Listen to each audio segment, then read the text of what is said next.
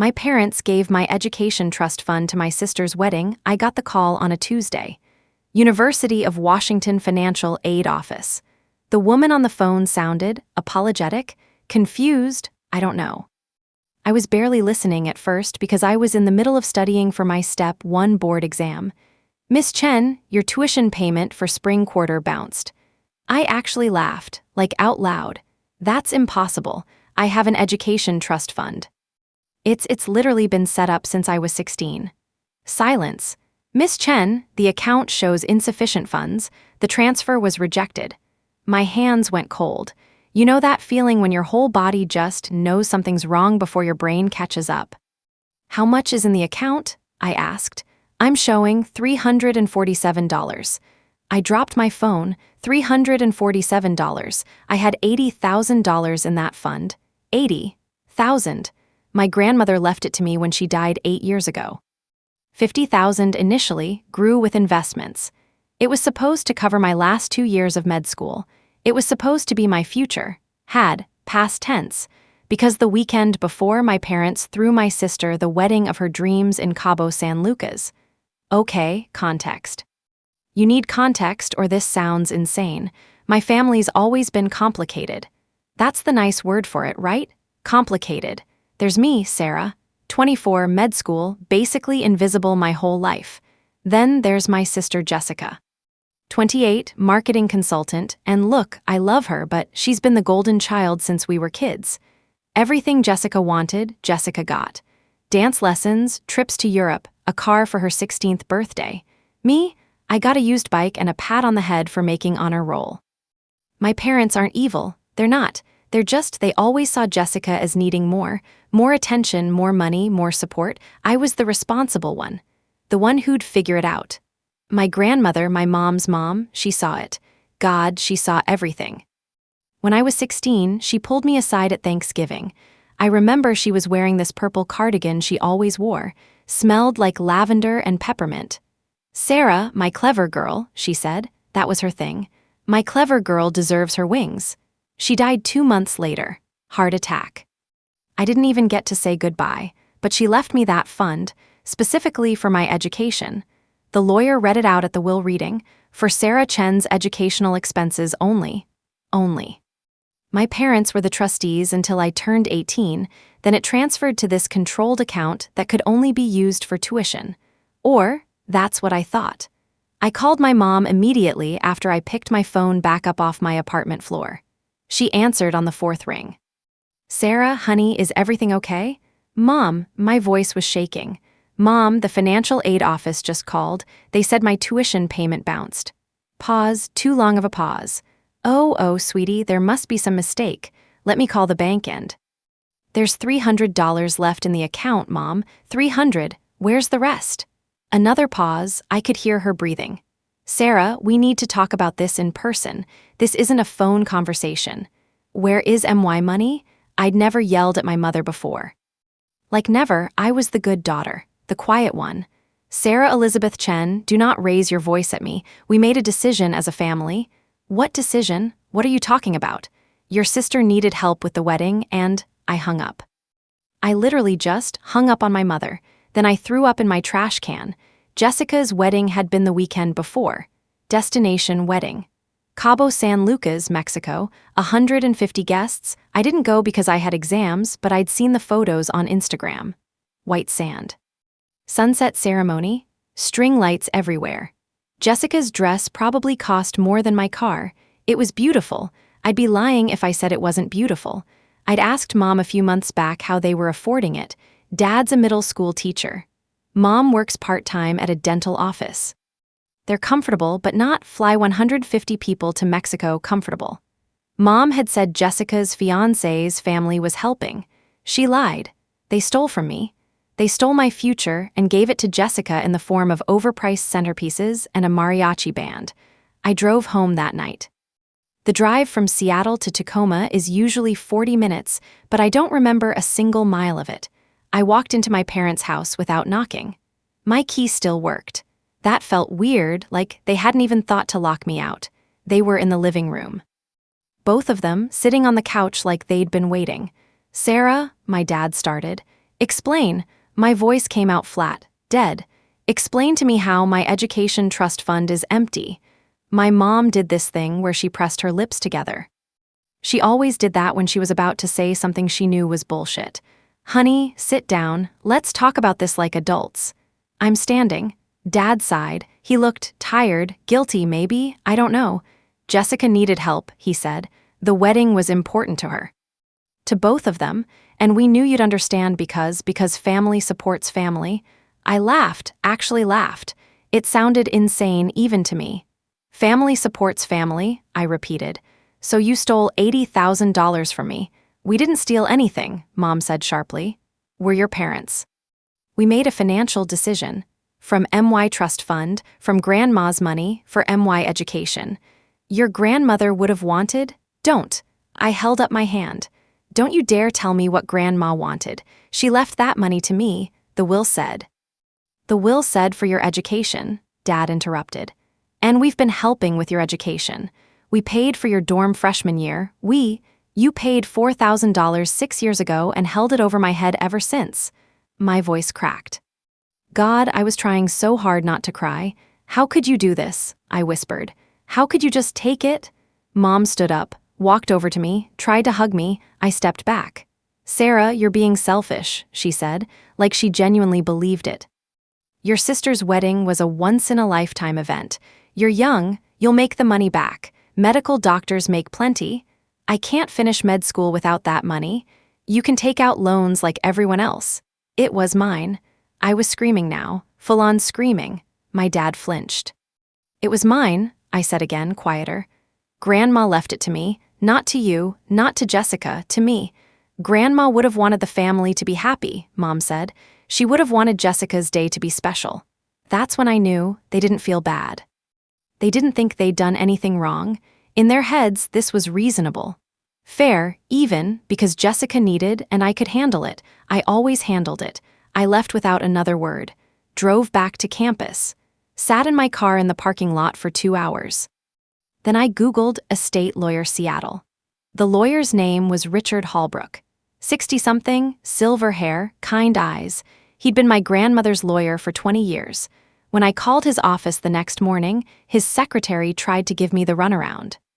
But when I said my grandmother's name, Dorothy Chen, she put me through immediately. Sarah, his voice was warm. Little Sarah Chen? I almost cried at little. He'd been at the will reading 8 years ago, had given me a lollipop because I was crying too hard to listen. Mr. Holbrook, I need help. I told him everything. The wedding, the money, my parents' explanation. Silence on the other end. Then, Sarah, do you have access to the trust documents? I know. I was told the money was in a controlled account for tuition. It is, or it was, which means your parents needed legal authorization to withdraw it for anything other than direct educational expenses. My heart started pounding. What does that mean? It means, Sarah, he paused.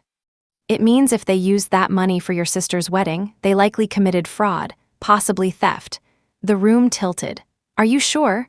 I drafted that trust myself, he said quietly. Your grandmother was very specific. The funds were for you, only education. She didn't trust your parents to, he stopped. To what? She didn't trust them to treat you fairly. Oh, Grandma knew. She knew my whole life what they were like, and she tried to protect me, and they did it anyway. Mr. Holbrook asked me to come to his office, brought out the original trust documents. I read my grandmother's handwriting in the margins. My clever girl deserves her wings. She'd written it right next to the clause about educational expenses only. I started crying right there in his office. Big, ugly sobs, the kind where you can't breathe. Mr. Holbrook handed me tissues and didn't say anything, just let me break down. When I finally stopped, he said, "What do you want to do, Sarah?" "I want my money back. This will likely involve legal action. Against your parents, it could get ugly. I don't care. I did care. I cared so much I felt like I was dying, but I also couldn't let this go. They need to face consequences," I said. "Right, I'm not crazy for thinking that.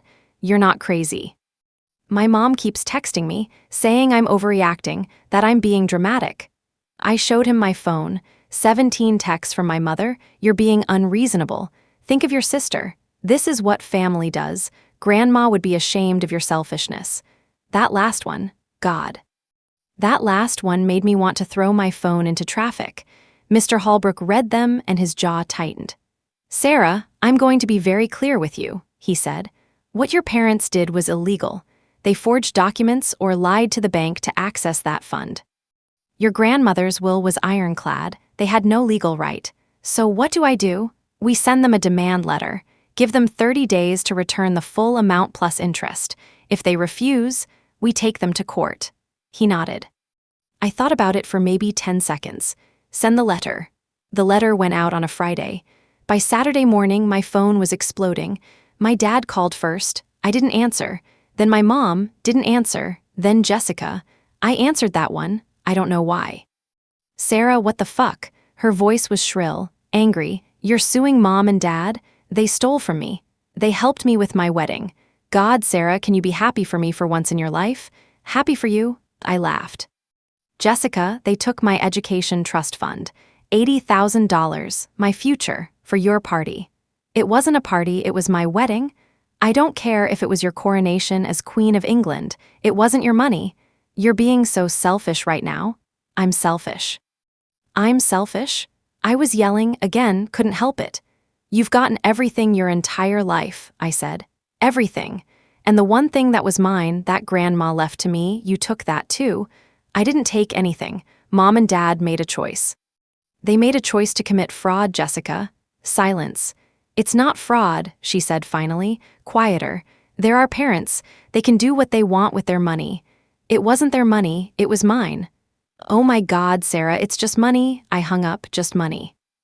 $80,000 was just money to her because she'd never had to worry about money, because she'd always been taken care of. I had $17,000 in student loans already. I was working 20 hours a week at a campus library. I ate ramen 4 nights a week. And my sister had a 150-person destination wedding, but I was selfish. Sure, my parents didn't respond to the demand letter. Well, they responded, just not legally. My dad showed up at my apartment. I almost didn't let him in, but he looked broken. That's the only word for it. Sarah, please, he said through the door. Please talk to me. I opened it. He came in, stood in my tiny living room looking lost. You have to drop this, he said. The lawsuit, you have to drop it. No, Sarah, this will destroy the family. You destroyed the family when you stole from me. We didn't steal. Yes, you did. I was so tired of this. You committed fraud, Dad. You forged documents or lied to access a protected trust fund. That's theft. That's literally criminal. His face went pale. Criminal. Mr. Holbrook said you could face felony charges. Sarah, sweetie, we were just trying to help your sister. By ruining me? We weren't trying to ruin anyone. We thought you'd understand.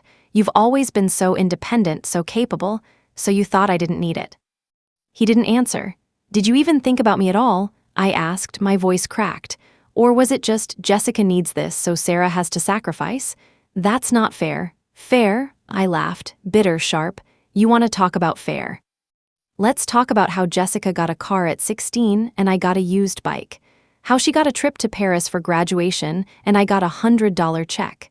How she got a 150-person wedding in Mexico and I got my future stolen. Sarah, get out. Please, get out of my apartment or I'm calling the police. He left. I locked the door and slid down against it, cried for 3 hours straight. The court date was set for 6 weeks later. In that time, I didn't speak to my family at all. My mom tried to show up at my apartment twice. I didn't answer the door. Jessica sent me a long email about how I was tearing the family apart and how Mom's been crying every day and how disappointed Grandma would be. I deleted it without finishing. My little brother, Danny, he's 16, caught in the middle, he texted me once.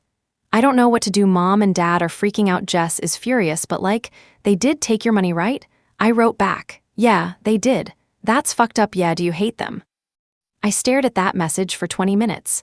I don't know, I finally typed. I don't know what I feel. I am sorry this is happening me too. Danny was the only one who didn't try to make me the villain. I loved him for that. The courthouse was in downtown Seattle. Gray building, smelled like floor polish and stress. Mr. Holbrook met me outside, gave me a reassuring nod. You ready? No, God, no. Yeah, I said. We walked in together. My parents were already there, with their lawyer. Some guy in an expensive suit who looked annoyed to be there. My mom's eyes were red. She'd been crying. Good, a small part of me thought. Then I felt guilty for thinking it. Jessica was there too, in the gallery, wearing all black like she was at a funeral. Maybe she was, the funeral of our family. The judge was a woman in her 50s, Judge Patricia Morrison. She looked tired. This is a civil case regarding the Dorothy Chen Educational Trust, she said, reading from her notes. Ms. Sarah Chen versus Robert and Linda Chen. Let's proceed. Mr. Holbrook stood up, presented the trust documents, the will, the bank statements showing the withdrawal. Your Honor, the evidence is clear, he said. The trust was established with explicit instructions that funds were to be used solely for Sarah Chen's educational expenses.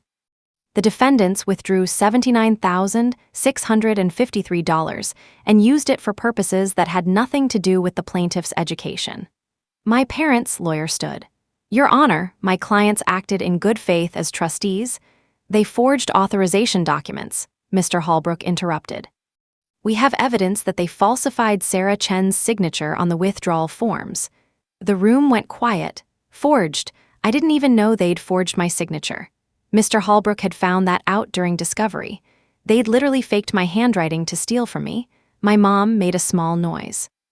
Like a gasp, the judge looked at the documents. Her expression hardened. Is this true? She asked my parents' lawyer. He looked uncomfortable. My clients maintain they had the authority as trustees. That's not what I asked. Did they forge the plaintiff's signature? Pause. The signatures appear to be inconsistent with previous examples of Ms. Chen's signature. Yes. The judge closed the folder, looked at my parents. Mr. and Mrs. Chen, do you understand that forgery in the process of accessing a protected trust fund is a serious crime?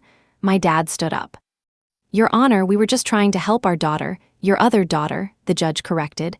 You were helping your other daughter. Yes, but family is family. We thought Sarah would understand. Did you ask her? Silence. Mr. Chen, did you ask Sarah if you could use her inheritance for her sister's wedding? We know. We didn't want to burden her. You didn't want to give her the chance to say no, the judge said, because you knew what the answer would be. My mom stood up too. Your Honor, please. Sarah's always been so independent. You thought you could steal from her without consequences. We didn't steal. You forged documents to access a protected trust fund against the explicit instructions of the deceased. That's theft. That's fraud. The judge leaned forward. And depending on the prosecutor's office, that could be felony charges. My mom went white. Jessica stood up in the gallery. This is insane. They're her parents. The judge gave her a look that could freeze hell. Sit down or leave my courtroom. Jessica sat. The judge looked at the documents again, then at me. Ms. Chen, what are you seeking in this case? I stood. My legs were shaking. I want my money back, I said. All of it with interest. And I want them to admit what they did was wrong. The judge nodded, looked at my parents. Mr. and Mrs. Chen, you have 30 days to return the full amount of $79,653 plus legal fees and penalties to the trust account. That's approximately $86,000 total. My dad's face went gray. Your Honor, we don't have that kind of money. Then you'll need to figure something out. Liquidate assets, take out a loan. I don't particularly care how. But if the money isn't returned in full within 30 days, I'll be forwarding this case to the district attorney for criminal prosecution. She banged the gavel. Court adjourned. I walked out of that courtroom shaking. Mr. Holbrook put a hand on my shoulder. You did it, Sarah. Behind me, I heard my mother crying. Loud, dramatic sobs. I didn't turn around. Jessica did, though. She followed me out into the hallway. Sarah, she grabbed my arm. Sarah, how could you do this? I pulled away. How could you? It was my wedding, and it was my future. We were yelling. People were staring. I didn't care. You got everything, I said. My voice was shaking. Your entire life, everything you wanted, you got. And it still wasn't enough. You needed my money, too. I didn't ask them to. Yes, you did. You knew they couldn't afford it. You knew they'd do anything for you. And you let them destroy me to make you happy. Her face crumpled. For a second, I thought she might actually apologize. Then, "You're just jealous. You've always been jealous of me." I stared at her. "Jealous," I repeated. "You think this is about jealousy? You can't stand that I'm happy. Your husband's cheating on you." The words came out before I could stop them. Jessica froze. "What?" "I saw him, 3 weeks ago, at a restaurant in Capitol Hill with a blonde woman, very cozy, very not his wife." I hadn't planned to tell her. Honestly, I'd been debating if I should. But in that moment, "You're lying," she whispered. "I'm really not. Ask him about Mallory from his office." I walked away, left her standing there. I don't know if I feel good about that. Probably not. But God, it felt necessary in the moment. My parents paid the money back. It took them exactly 29 days. They had to take out a second mortgage on their house. I found out later from Danny that they'd also been counting on that money for their retirement. Had already spent some of it, actually, on the wedding. They'd planned to just, what? Hope I never noticed? Hope I'd be too afraid to fight back? Probably. When the money hit my trust account, Mr. Holbrook called me. "It's done," he said. "You can access the funds for tuition now." "Thank you," I said, meant it. "Sarah, are you okay?" Was I okay? I just destroyed my relationship with my entire family. My mom wasn't speaking to me. My dad sent one text, "I hope you're proud of yourself." Jessica had blocked me on everything, but I could finish med school. I could have the future grandma wanted for me. "I'm okay," I said. "That was 2 years ago. I'm finishing my last year of med school now. Residency matches just came out. I'm going into pediatrics. I haven't spoken to my parents since the trial. They've tried a few times. Mostly guilt trips through Danny. Mom's not doing well. Dad says he's sorry. Can you please just call them? I don't know if I can. Maybe that makes me a bad person. Maybe I should be the bigger person, forgive them, move on." But every time I think about it, I remember my mom saying, "It's just money." I remember my dad saying I'd make it back. I remember Jessica calling me selfish, and I just can't. Jessica's divorced now. Yep. 6 months after the wedding, her husband left her. For Mallory from the office, turns out, the 150-person destination wedding, the $80,000, 6 months. Part of me feels bad for her. I really do. Divorce sucks. But a darker part of me thinks, karma. Is that wrong? Probably. I don't know anymore. Danny brought me a box of Grandma's letters a few months ago. He said he found them hidden deep in the back of Mom's closet. Letters she'd written to me when I was little, before she died. There was one I'd never seen before. Danny said he found it in Mom's things and didn't think she'd want me to have it, but he gave it to me anyway. The letter was addressed to me, dated a week before Grandma died. "My dearest Sarah, if you're reading this, I'm gone. I'm sorry I didn't get to say goodbye properly. I'm sorry I won't be there to see you grow into the remarkable woman I know you'll become. I'm setting up this fund because I know your parents. I love them, but I know them. They will always see Jessica as the one who needs more, and they will always see you as the one who'll be fine without. But you deserve more than fine, my clever girl. You deserve your wings. Don't let anyone clip them, not even family, especially not family. I love you forever, Grandma." I cried reading that. Big, ugly, snotty crying, because she knew what they'd try to do, and she tried to protect me, and they did it anyway. People ask me sometimes if I regret it, taking my parents to court. Honestly, sometimes, yeah. Late at night when I can't sleep and I think about what our family used to be, or what I thought it was. I miss my mom's texts about random stuff. I miss my dad's terrible jokes. I miss family dinners, even the awkward ones. But then I remember. They chose Jessica over me. Again, they thought I'd just take it because I always took it. And maybe if I'd let it go, we'd still have a relationship. Maybe we'd do holidays together. Maybe it would be fine. But I wouldn't have respected myself. And Grandma wouldn't have either. So no. Most of the time, I don't regret it. Most of the time, I think I did the right thing, the hard thing, the painful thing. But the right thing, I saw my mom at the grocery store last month. Total accident. I was buying cereal, turned the corner, and there she was. We made eye contact. She looked older, tired, sad. I almost said something. Almost. But then I remembered her text. Grandma would be ashamed of your selfishness. And I walked past her. She didn't try to stop me. Danny's starting college in the fall. He got a scholarship, thank God. He doesn't have to worry about tuition. He asked me last week if I'd come to his graduation party. Will they be there? I asked. Yeah, probably. Then I can't. He was quiet for a second. I get it. I'm sorry, Danny. I know this puts you in the middle. It's okay. Like, it sucks, but I get it. They fucked up. Hearing my baby brother say that made me want to cry. Yeah, I said, they did. For what it's worth, he said, I think Grandma would be proud of you. I had to hang up after that because I started crying too hard to talk. I think about Grandma a lot. Wonder what she'd say if she could see all this. Probably something wise and comforting. Or maybe she'd just hug me and let me cry. I miss her. I miss having someone in my family who saw me, really saw me. Not the responsible one or the independent one. Just me. I'm doing okay now, though. Really. Got a small apartment near campus. Couple of good friends. A study group that keeps me sane. I'm going to graduate in 2 months. Debt-free, thanks to Grandma. I'm going to be a doctor. I'm going to help people. And I'm going to make Grandma proud. Even if my parents never are. Last thing, I get messages sometimes. From people who have heard the story somehow. People talk, word spreads. They usually say something like, I can't believe you sued your own parents, or family is everything, you'll regret this. And maybe they're right.